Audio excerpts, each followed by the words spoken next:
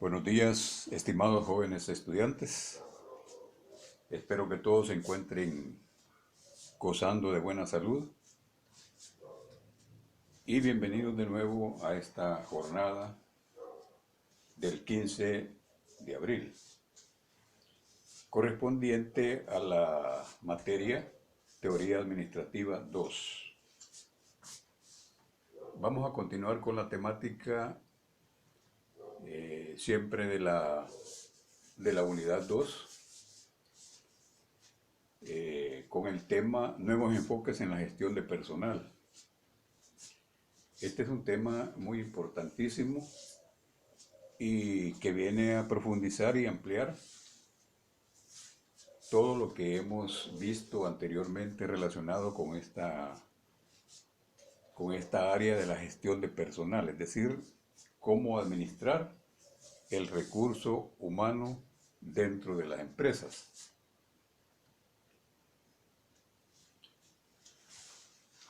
Se dice que durante el siglo pasado, el siglo XX, las organizaciones sufrieron tres fases diferentes, ¿verdad? O pasaron por tres fases diferentes del desarrollo organizacional. Y esto fue un proceso necesario, obligado, para llegar hasta donde nos encontramos en este momento con relación a la administración del recurso humano, el recurso de la administración de las personas, ¿verdad? Entonces tenemos una primera era que era la era de la industrialización clásica, que abarca un periodo de 50 años. Fue continuación de la intensificación de la industrialización iniciada en el siglo XVIII, con la Revolución Industrial. Luego esta industrialización clásica de 1900 a 1950 se inicia con una estructura piramidal centralizada, ¿verdad? Que duró todo ese periodo, 50 años, ¿verdad? ¿Qué queremos decir con estructura piramidal centralizada? Era una estructura rígida, departamentalizada, tradicional, conservadora, burocrática, centralizada, con normas y reglamentos, y cuyo propósito era establecer una conducta uniforme, estandarizada dentro del personal, ¿verdad? Dentro de los trabajadores y empleados. Eso es lo que buscaba esta estructura piramidal. Era muy rígida, no permitía flexibilidad frente a los cambios que se estaban dando ya dentro de el proceso empresarial, dentro del mercado.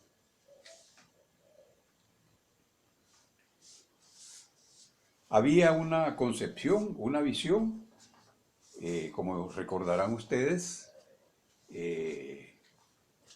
bastante mecánica, producto de esa visión rígida que no consideraba al recurso humano como personas, sino que como parte de recursos de producción, ¿verdad? Entonces, igual que otros recursos de las empresas, como las máquinas, el equipo y el capital, que son los tres componentes de las empresas o de las organizaciones productivas. Esto tenía a la base la concepción de relaciones industriales. Esa era la concepción que dominaba, y por eso se tenía la idea de que los tres recursos había que tratarlos y de igual manera y verlos como recursos de producción, nada más, ¿verdad? Sin ver la parte humana de lo que son las personas.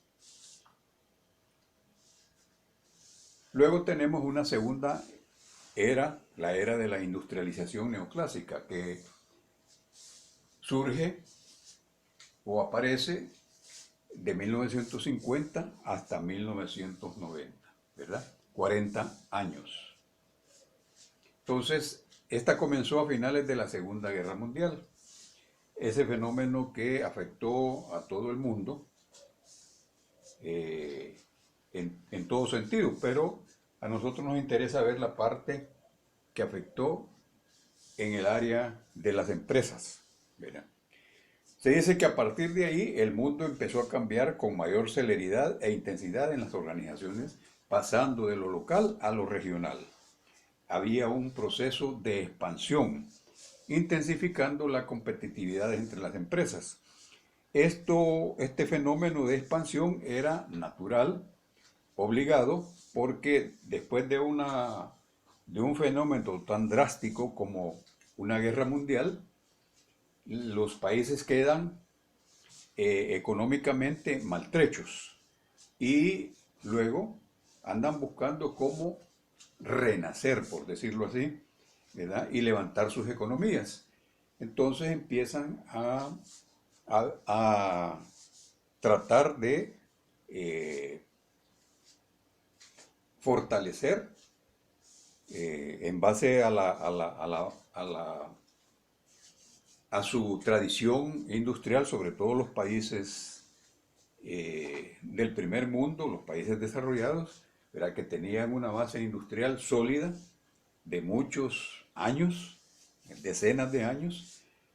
Entonces, sobre esa base, esa experiencia, ese conocimiento, empiezan estos países a resurgir.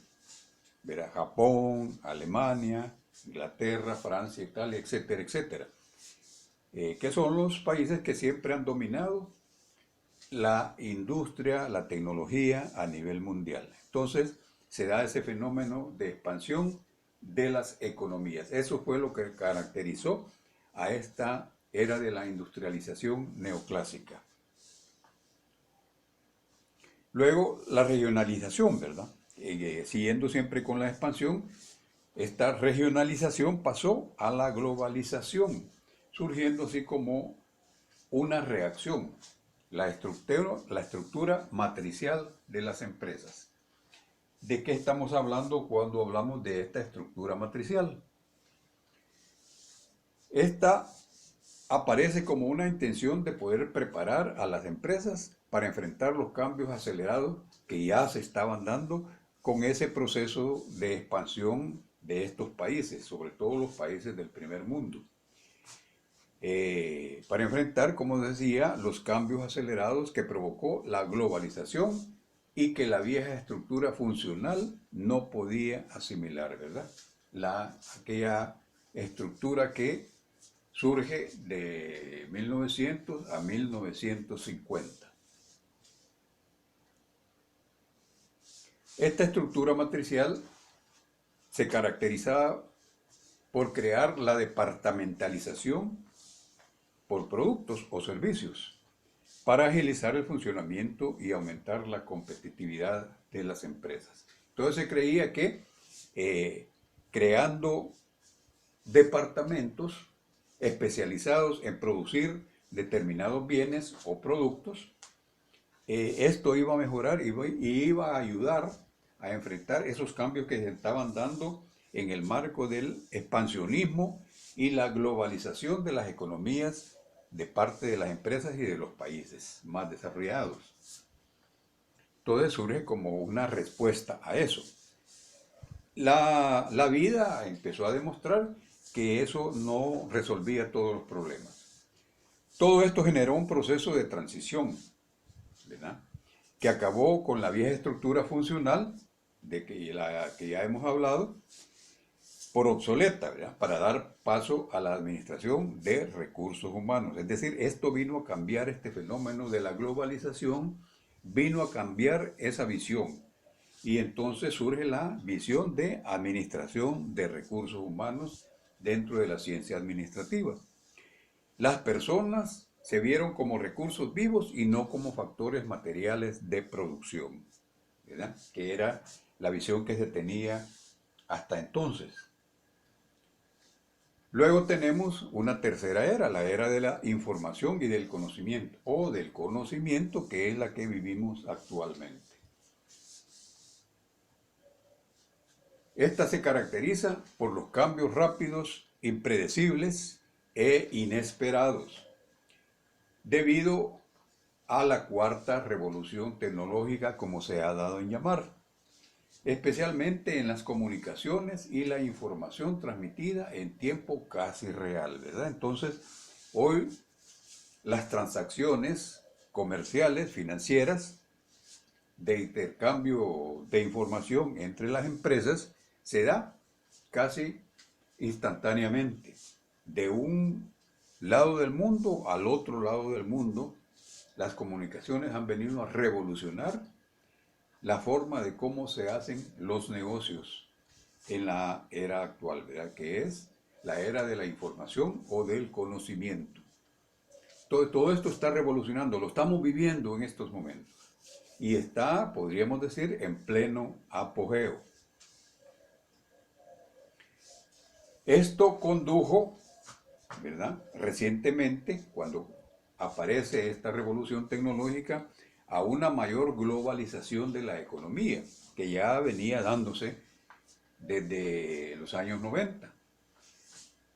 Y como consecuencia a la competencia globalizada, lo que provocó el rompimiento con la estructura matricial, incapaz de enfrentar los nuevos retos. Es decir, esta estructura matricial que ya habíamos dicho que surge como una respuesta a los cambios rápidos que se estaban dando ya en el mundo empresarial.